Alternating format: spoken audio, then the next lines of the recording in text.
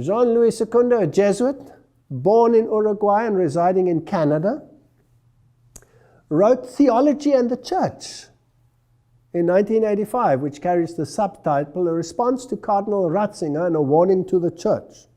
Here's a Jesuit publicly telling the Pope to get lost.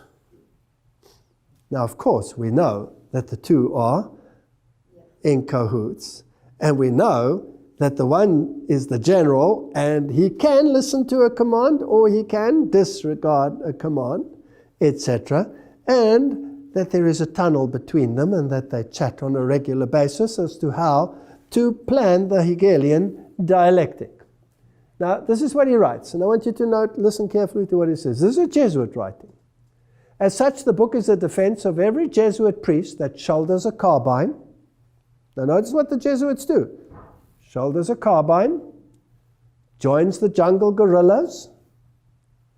It makes clear why Jesuits can be ministers with portfolio in Marxist governments, why Jesuits can attack John Paul on his teaching on sexual morality. So the Pope says, the white Pope says, contraceptives are evil, we mustn't do this, we must have decent relationships. And the other ones will say, hand out condoms, hand out free this, free sex, free that. Hegelian dialectic, we'll see how it works in a moment. Why Jesuits spend their days and their lives solving union problems. Who's behind the unions? One of the means to bring about a time of trouble such as never was. Jesuits.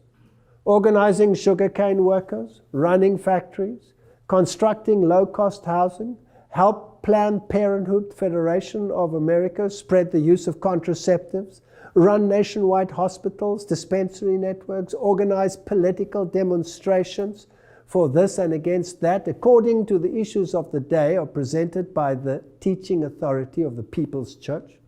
These are the actions of the new faith, true to the new theology, according to which the material needs of men must be the prior object of the Church's effort.